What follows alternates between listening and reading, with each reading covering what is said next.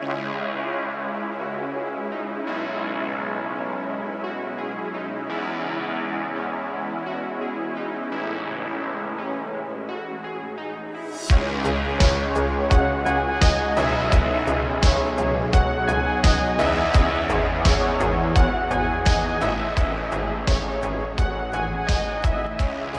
to you from 4,200 feet in the hills of Oregon, it is the voice of Chi-Town, the reddest beard in the high desert, your host of the MOA Broadcast, Sam Wilson. All right, folks, we are doing something a little different today. Right now, I am doing this. You'll have to forgive me if I'm a little off or the timing isn't quite there or the settings, the audio, whatever. We're doing this as a YouTube live broadcast first. Been wanting to try this out. Had a couple of emails about it. Never really done a YouTube live other than like a quick one on my phone before. And so now we're going to go ahead and try this and see what happens. If it turns out well, we'll go ahead and upload this video to the Patreon and the Spotify pages and everything else. If not, we'll try and just pull the audio and upload it as our regular podcast type format, whether you get that on Spotify or Apple or Amazon or from the gearconvoy.com website. So let's just go ahead and get right into it. This is a little strange for me. The sound and the audio is not quite what I'm used to. So again, you'll have to forgive me if I am a little off here. I can't really hear it nearly as well as I usually do, even though I've got the audio cranked up. I'm sure it's through my fault. I have no idea what I'm doing here. So anyway, let's jump right into it. Episode 38 of the MOA, the Make It Out Alive broadcast. Today we've got bourbon, blades, and testosterone. Why men can't take the heat anymore. We will get into the nature of that title here as we go through the episode. And I'm not sure if this is going to be a 15, 20, or 30-minute episode. It's going to depend on how I feel and how well I adapt to this format of YouTube Live. So anyway, that's the basic outline, though. Let's see. Yeah, if I can't download the video and add the soundtrack properly, this will just be an audio episode for everyone else. And you folks, you may or may not know this, but I'm a bit of a night owl. So I do a lot of the stuff that I do, whether it's working or doing the broadcasts on the radio or, whatever, in the middle of the night, like 2, 3, 4 a.m. out here on Pacific time. I'm in Oregon, the high desert of Southern Oregon. So, that way it comes very fresh and early to you if you're on the East Coast. If you're around the world, then, obviously time zone is different, all that. But it was a beautiful fall day here at 4,200 feet in the hills of Southern Oregon for dinner last night. For those of you that are interested, I had a couple of questions about cooking steaks. We've addressed that before, but had a delicious New York strip last night, cooked rare, that was done on the griddle. Nice, beautiful crust, a crisp on the outside, a good sear on there, using avocado oil. So that is my favorite way of doing steaks. I like doing charcoal. There's the train in the background. You'll hear some interference or noise in the background. We film these and record these out here in the shop because it's just so much more of an open feeling than do it in the sound booth. I don't really like doing it in the sound booth. It doesn't feel very natural, and it's a little claustrophobic, frankly. But anyway, that is what's going on in the background. I live a couple hundred meters away from railroad tracks. So we have that going on in the background. Let's see, where did my thing go? Here we are. So, I've talked about the steaks before. What I had with it on the side was, I've mentioned one of my number one meals of all time is steak and eggs. And my favorite way to have eggs, probably of all time, is I don't know exactly what it's technically called, but if you do a search, whether it's a video or an internet search over or for a Michelin-star chef-style scrambled eggs, it is absolutely amazing. So it's not, unfortunately, the traditional American way of getting scrambled eggs is they're almost like hard chunks of burnt rubber. I hate scrambled eggs that are like all charred, or they have the texture of a tractor trailer tire, and they're just really big burnt chunks or hard, heavy, chunks of scrambled egg. If you do the Michelin-star scrambled eggs, you do it over high heat. Now, you've got to have a good non-stick pan for this, because the easiest and fastest way is to do it over medium to medium high heat. and then you put them on 30 seconds on heat and keep it moving and then take it off. And you kind of just go back and forth between 30 to 45 seconds or so on and off heat. And that prevents the eggs from burning and getting too well done, but it also kind of speeds the process up. You're going to add a couple of, nice pats of butter to that and a little bit of, I like avocado oil. You can use whatever you want. Anyway, that's what we had for dinner last night. Absolutely delicious. That with a strip steak, followed by a smoky glass of bourbon, was absolutely fantastic. Now, we had a couple of emails, and this is going to be more like one of the fireside chat style shows than one of my traditional, commentary and news and knife and everything else style shows. We got a couple of questions. We'll go. Let me see. I wrote this down. Let me get my notes in order. We'll kind of go through this based on the outline we got here, and this is going to be pretty extemporaneous. So, like I said, it'll be a little off the cuff today. Why we only cover certain news items here on the MOA broadcast, guys. So this episode is being recorded early Thursday morning. All right. So the news is already broken around the country and around the world that Jimmy Kimmel got his show was put, quote unquote, indefinitely on hold. Basically, they either axed him or fired him or whatever, and they haven't made the final decision. The lawyers are probably working through that now. And I'm not laughing at him. It's just this whole debacle has gotten so out of control. But why do we only cover certain news stories? Number one, we don't get political here, even though we're going to cover political events, because that's primarily what is in the news these days. You're going to see me take shots at both sides, have a little bit of a laugh at everybody's expense, but we're not going to sit here and get mired down in constant political coverage. Guys, there are literally thousands of podcasts and streamers and shows and news and platforms to get all the political news you could possibly ever want. Plus, you've got things like social media like X, Twitter, TikTok, and so forth.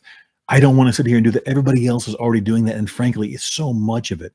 The political news cycle is so negative. I can't even hardly take it anymore. When I'm doing preparation for my show, I'm constantly looking through news stories and finding things that I think would be interesting to share with my listeners and the things that interest me, along with practical, survival tips. We discuss a lot of things, preparedness and so forth. So much of it is political, and people have become so divided and so hateful and angry about it. I don't want to do that. And if you like that information, that content, if you want more of that content, I'm not criticizing. There is tons of it out there. You can get all you want, but that is not really the purpose of what we do here at the MOA broadcast. So we're not going to dig deep into that. We saw with this Charlie Kirk assassination that happened. I didn't cover that because it's on the news nonstop. You literally cannot go on social media or news sites and not get more information and coverage. So I try and bring, my listeners, even though this is a growing, platform for me here at the podcast level, in the radio show, I try and bring them stuff that not everybody is covering. So you get a little bit of a different, taste of what's going on. And hopefully sometimes it's fun. Sometimes, unfortunately, it's tragic. But we don't try and do the same exact thing that everybody else is doing. And the same thing, I had a couple of questions about why I've either bleeped things out or I don't cover, certain topics that get a lot of traction on other podcasts and other shows and videos. We do our best here to keep things PG-13. Okay, or less, closer to PG, because I want this to be a show you can listen to if you got your kids in the room. The whole concept for this show was really just to have a little fun. It was never meant to be digging in deep and bringing you the hardest hitting news and all this kind of stuff constantly. It was talk about, what's going on in the world, things that interest me, how to be better prepared, situational preparedness, the knives and the gear and the things that I do that interest me. Surprisingly enough, I've gotten, hundreds, if not thousands of email. Well, it's easily thousands, actually, because I know I've deleted hundreds at a time over the years about the things that interest me. For some reason, that appeals to a very small group of people out there. I'm happy to share that. I'd rather do that than just get caught up into talking endlessly about violence and war and political stuff. And frankly, whenever I did some research just to kind of see what the feel was like for podcasts and other types of media and content out there, I listened to a handful of different things on the different platforms when I first started out. And I don't really do that anymore. I don't listen to anybody's show other than little snippets I'll catch on social media. Not because I'm against anybody or I'm better than them in my mind or anything, but I just like to do my own thing. I've never really consumed a lot of other people's content. That's just not, part of how I operate, personally. so much of it was focused on just like shock value. It was like a bunch of little Howard Stern Juniors running around talking about, a lot of sexual content and a lot of other using tons of profanity, almost like to shock people. And if that works, then more power to them. So much the better for them. But that's not what I wanted to do. So that's kind of the goal and the ethos and the theme, the focus of what we're doing here on the MOA broadcast. So that is, where we're at with that. Now, let me have a quick sip here. That was actually one of the questions that I got in recent emails that we're going to go ahead and address. What are you drinking out of your glass or your mug or your tumbler during the episodes? It depends. So most of the time I'm doing these episodes early in the morning or late at night, however you want to look at that. And it's usually one of three things. It's either going to be bourbon, either straight up or with one of those big ice cubes. So the problem with these small ice cubes is they melt very quickly. I usually drink my bourbon straight up. I'm a huge fan of bourbon. I do not get drunk. I'm not a fan of overindulgence, whether it's food or drink. I'm not saying I'm better than anyone or criticizing. I'm just sharing the facts here. But I don't drink to get drunk. I drink it to enjoy the flavor of a good smoky bourbon. But I like one of those big. I have those molds. It's like a plastic and silicone mold to create the large round ice cubes. You need I have a bigger glass for them, like a shot glass. I love those because they last longer. They don't leach as much water seemingly into your drink as the smaller ice cubes that melt much faster. So they're going to be bourbon on the rocks or straight up, or it's going to be a Tom Collins. Now, Tom Collins is a fantastic drink for me. I enjoy it. It's kind of the same reason why I wear the Hawaiian shirts or the Aloha shirts, depending on where you come from. It puts me in a mood. It changes my perspective, and it puts me in a certain frame of mind that makes it, more lighter and more fun to do what I'm going to do, whether it's working in the shop, whether it's running errands around town, or whether it's, doing the broadcast or whatever it is. That puts me in a certain frame of mind. That's why the Tom Collins, that is what I'm having today in one of these thermos or tumbler type things. If you can't see, if the video doesn't come out. Delicious drink, kind of a tropical feel. It's not as fruity as some of the others, but it has a tropical feel. Gin, lemon juice, and club soda. So that's what we're drinking. Or finally, it would be coffee. Coffee is, I'm a huge coffee fan. If I do the show late enough in the night to where it's like 4, 5, 6 a.m. Pacific time, then we're going to go ahead and switch over to coffee because that means we're just getting the day started and we're going to keep powering through. Not going to be sitting there knocking back drinks at 5, 6 a.m. and then try and go and be productive, because after the show is done, we got to edit, we got to do the audio, visual, get everything lined up, uploading, downloading, and all this stuff. That takes time. So also, something I wanted to bring up is the brew pubs. Man, I tell you what, I haven't really been in a town or followed up on this much, but I wonder, are the brew pub things, the tasting rooms, whatever they call them now, are those things still as much of a thing? I remember when I lived in Portland, going back several years, somewhere around like 2015, 2016, somewhere in there, up until like 2020, 2021. I think COVID really dealt a smashing blow to a lot of these brew pubs. In cities like Portland, they were all over the place. Like you would literally be driving across town, and from day to day, you would see new ones pop up. And these were just like, they would rent a small space and put a few taps and a few like crappy chairs in. The ones that had more money to throw at it, did a nicer job. But these brew pubs, they popped up everywhere. They usually had like a really limited menu. To me, that was kind of the thing that I didn't like, was you go there, and if I'm going to sit there and drink several beers, I would like some food too, because it's probably around dinner time or whatever else. But a lot of them would have like crackers and nuts and things like this. And anyway, what was the IPAs? The IPAs were the huge thing. And I don't really follow anybody or keep up on this kind of stuff now. So I don't know if the IPAs are nearly as big now, but I felt like there was kind of a crash several years ago. And I know I've seen in several different like comedy scenes and things, they're making fun of the IPA drinkers because, again, I don't know what it was like around the country, but in Portland, the IPA was the king. Everything had to be an IPA. And, it was just, I was never a huge fan. I tried to get into it. There were a couple that I liked, but I just was not a big fan of the flavor. And also around the same time, regular beer or the craft beers and like the higher end beers, the imports and such, they started going through the roof. And for me, it was more of a principle thing. It wasn't so much that I, couldn't afford. I mean, I can pay $12 for a 6-pack or whatever it was, $15. But, It was more the principle. I'm not going to sit here and pay $3 to get a Sam Adams, bottle of beer at home. This is at home. This is grocery store prices. Beer went through the roof. And several of the others, I had, a lot of different beers that I liked over the years. And I just kind of have the premium beers, if you want to call them, that I got away from. So I kind of settled down into drinking Coors out of the bottle, the little stubby glass bottles, and I was fine with that. A couple of those, and I was good to go. But man, those IPAs, it was everybody became this IPA snob. They talk endlessly about this IPA and that IPA and the hops note and all this different stuff. I couldn't take it. I got so tired of it. So anyway, that is more information than you probably wanted to know. Now let's see where are we on time on this? Okay, we're doing pretty good.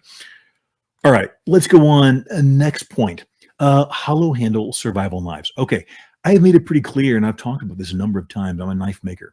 I design and I build and have been for nearly 15 years now, survival knives and knives in general. But the vast majority of what I make and sell is either fully handmade, custom, or mid-tech. And mid-tech, for those of you not in the knife industry, is simply a term where you have maybe some of the components are made. Everything I get is done here in the U.S., which is massively more expensive than having it done overseas. But it's important to me to get it done that way for quality control and other reasons. So mid-tech, so when you have some of the components made outside of your shop and they come to your shop, and I will do all the final fit and finish and the coatings and so forth like that here in the Wilson Custom Knives shop. And there's a lot of videos of me testing the durability and talking about the different functions and characteristics of hollow handle survival knives.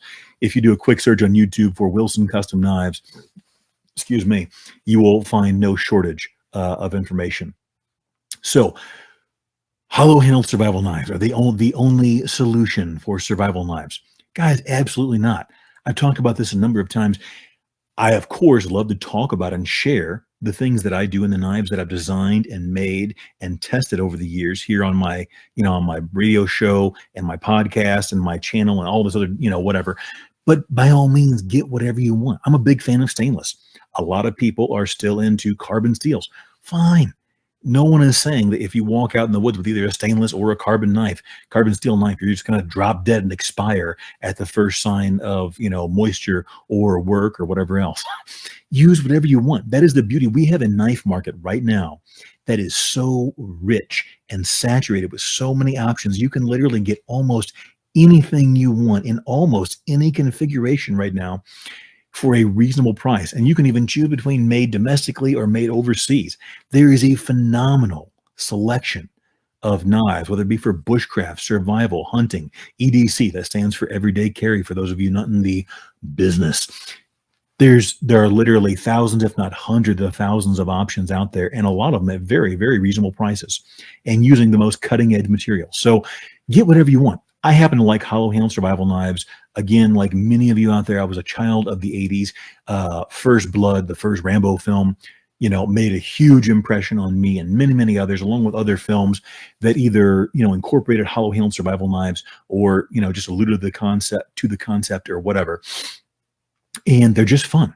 It's fun to be able to unscrew that cap and take your survival materials out of the hollow handle and, create little kits for the sheath and for the inside of the handle and whatever it is you're doing. Okay. Now, are they as durable, or as strong? That's probably a better way. Are they as strong as a full tang knife? That's a bizarre or a difficult question to really answer. And I'll tell you why. Because strength is not the primary purpose of a knife. A knife needs to be as strong, and strong for the purposes of this conversation and this context would mean it's not going to break easily, either the blade snapping off at the hilt or the guard or the handle or whatever, or, if you're going to baton, it's going to have the durability at the edge and the construction design and so forth. The hollow handle survival knives were designed to give you an emergency backup. It's a redundancy kit that you have inside the handle of the knife. Okay. I'm a big fan of that concept. If you're not, and you don't like it or you don't want it, don't use it. Like I said, there's a huge market out there for all kinds of knives right now. You can get anything you want. But when it comes to are they as strong? I'll put it like this. When it comes to the world of material science, a basic principle is that the more material you have on something, the stronger it's going to be. So the larger, thicker, longer, whatever a blade is, the stronger it's going and tougher it's going to be. to put it very, very in layman's terms. Okay. That being said, do a search on the internet for broken, custom, hollow-handled survival knives. By putting the word custom in there, that's going to rule out all of the junk, the flea market junk that came out in the 80s. Because after Rambo, First Blood, and all these other kind of movies came out that featured hollow-handled survival knives, a lot of companies did the capitalist thing, and I'm not knocking them.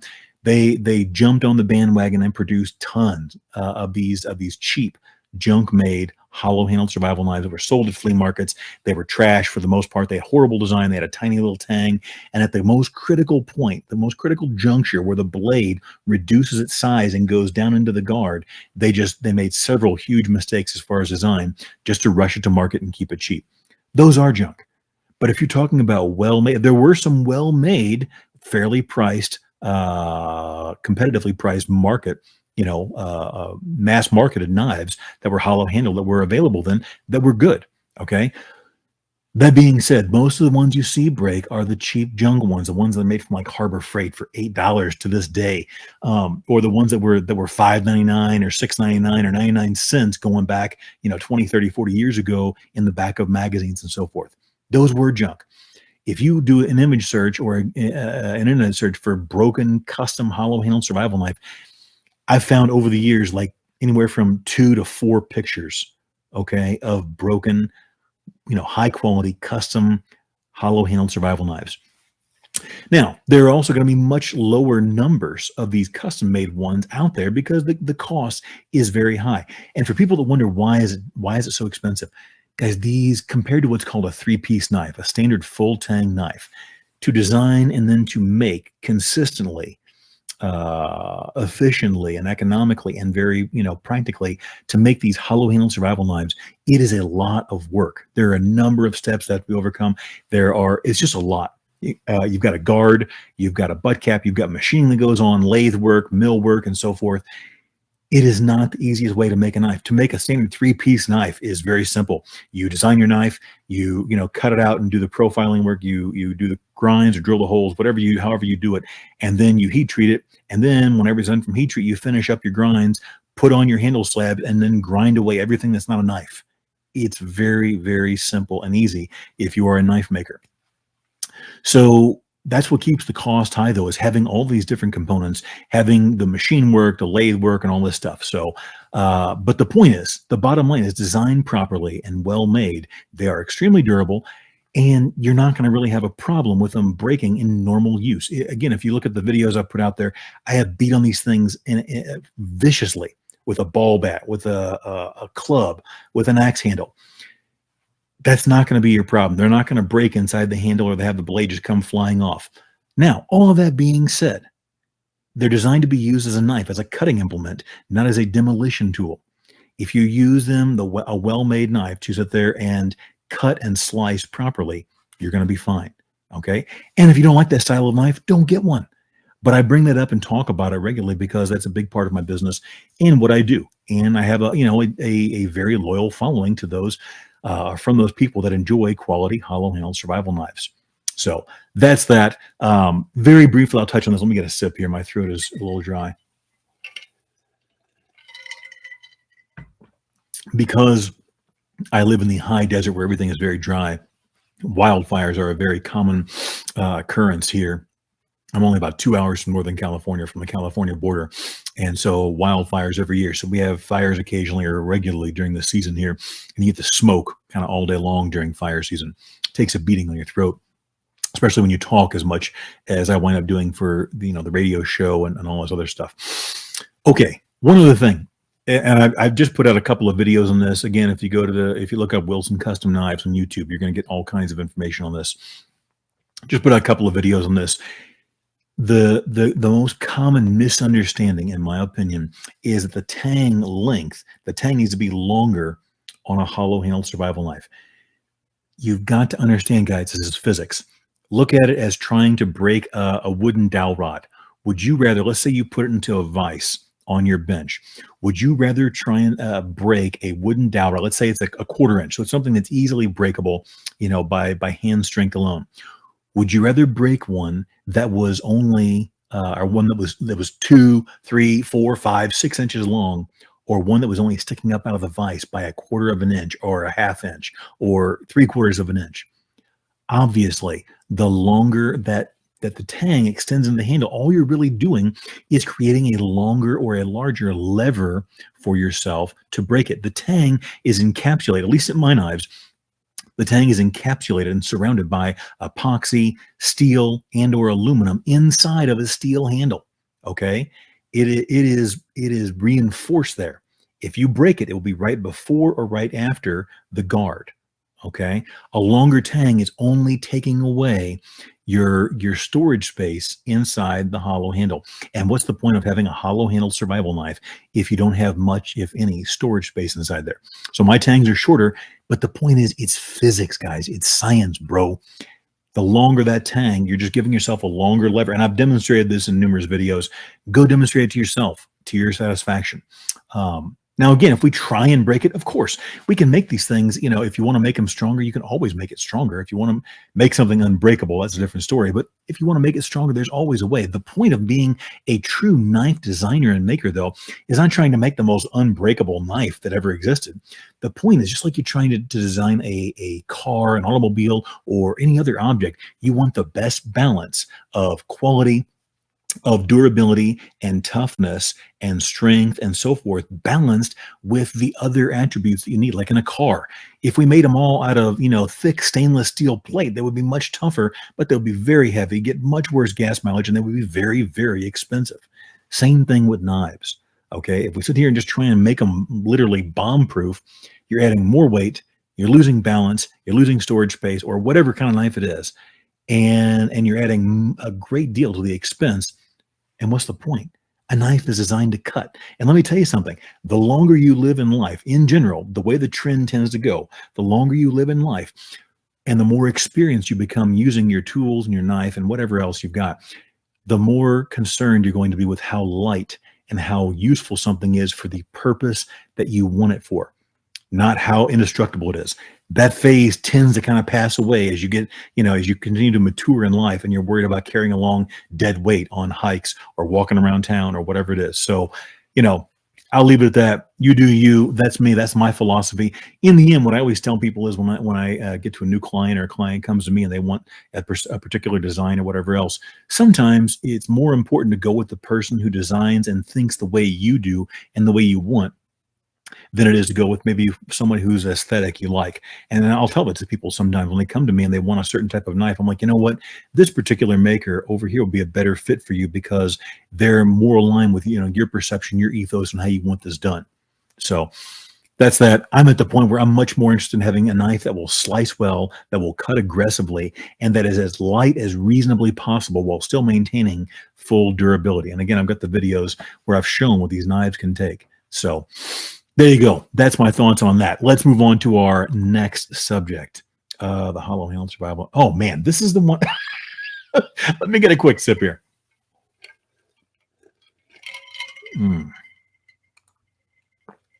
Okay, that's good.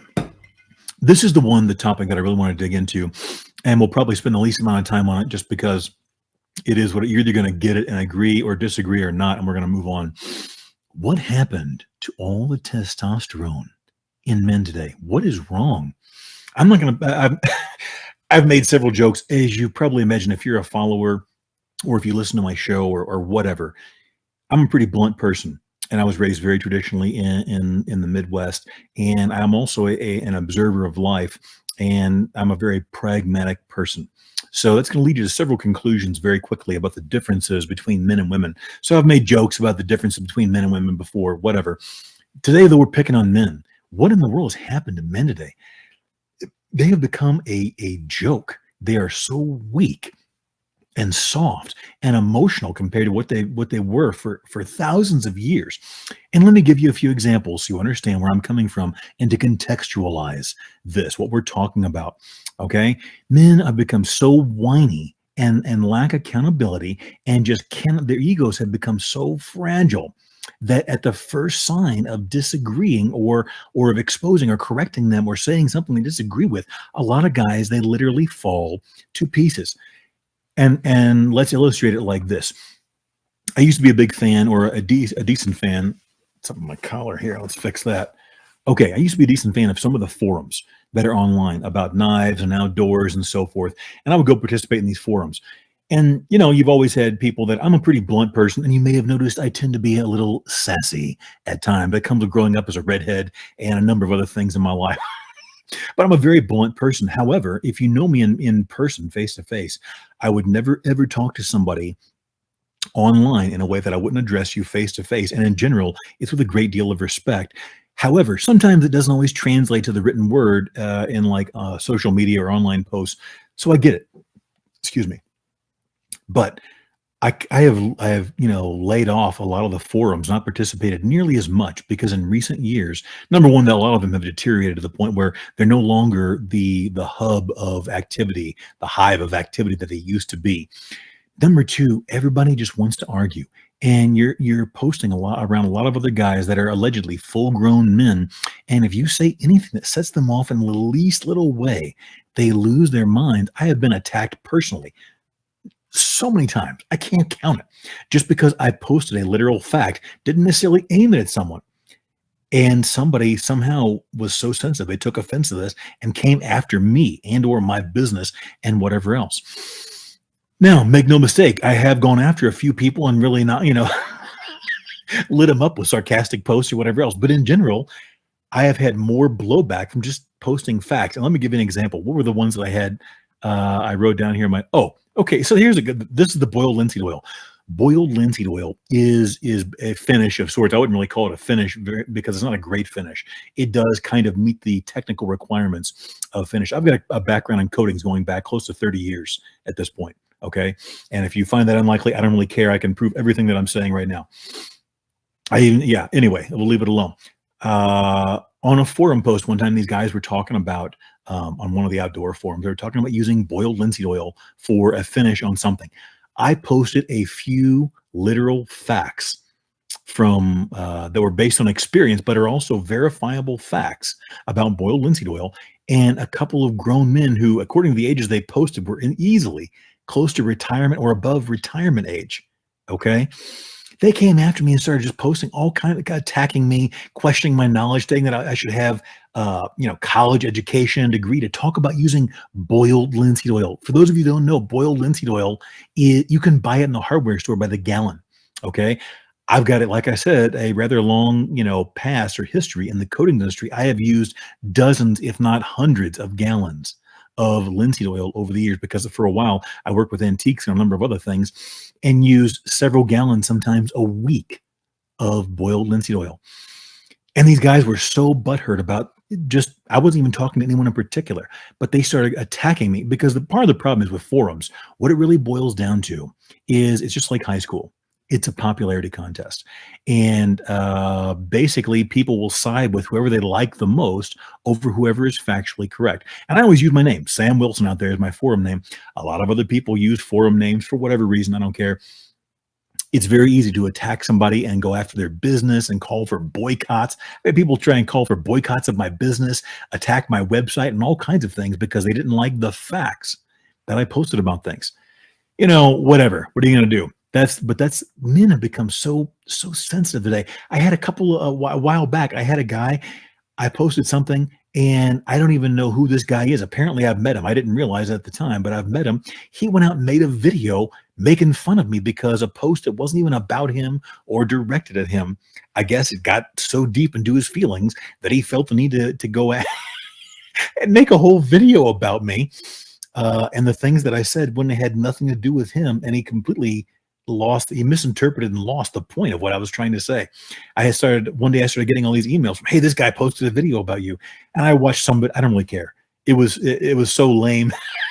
There's been a couple of guys make videos about me, but this one was so lame. Why am I even watching this? But why are grown men making videos about other grown men because they said something they didn't kind of like? And this is the problem we're having, man. I haven't been in the regular workforce for years, but I do remember going back several years, closer to 10 years back than anything. When you were training new employees, you would correct them or give them direction, and these guys that are like 20, 25, almost 30 years old, they couldn't be told that they don't know that they're doing it wrong. You would have to sit there and literally find ways to beg and plead with them to do what you're telling them to do when you're their trainer and they're a new hire. So it's a problem. I think a lot of it honestly comes from raising and from family life and so forth. But anyway, I don't know. I don't know. But it's a shame because that's where we're at, and we're seeing this right now. The point of all this, to draw it all together, is we're seeing people that now we have a whole generation or two of people that when they hear things they don't like, when they hear words they don't like, they don't know how to deal with it and cope with it, and they choose to react with violence and or attacking people very nastily online. So it's a real shame, and I think part of it is the testosterone. You look at these. You look at a lot of these guys, they have next to no testosterone. They've got the skin of like an 87-year-old woman, you know, and they couldn't grow facial hair to save their life. And not that that's the end all be all, but I mean, in general, those are signs of testosterone, but it is sad. And, you know, it is what it is, but that's where we're at. And we got to deal with it now. One last thing I'll put in here and then I'll move on.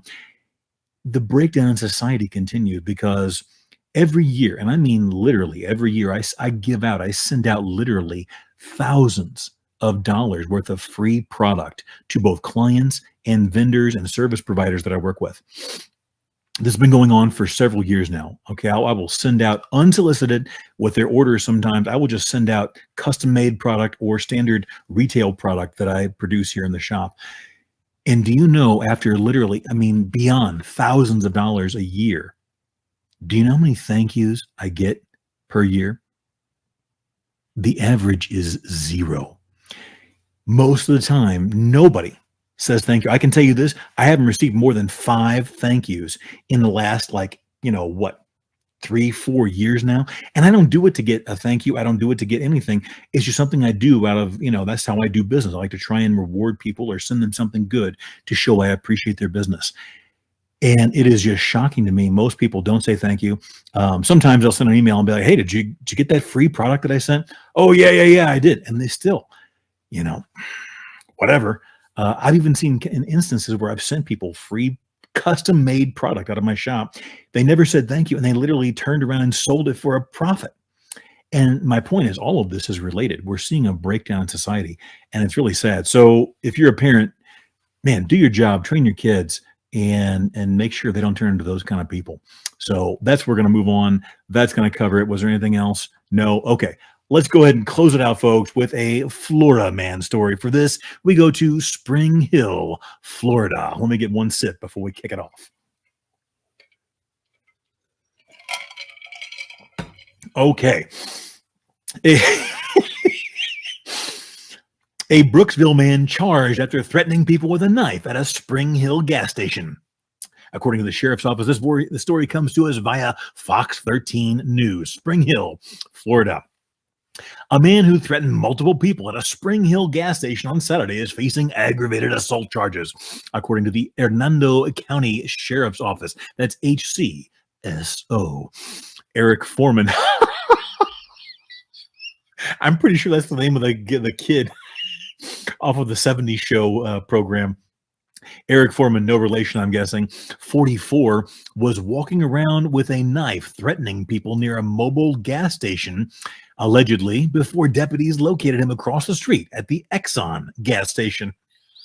When Foreman was confronted, he allegedly began moving towards the responding deputy with a knife in an aggressive manner. The deputy then deployed OC spray gel on Foreman, causing him to fall to one knee. But he didn't drop the knife. Not then, folks. He was committed. When other deputies and highway patrol troopers arrived to assist, Foreman allegedly stated he would stab any deputy that approached him, according to the sheriff's office. They then deployed tasers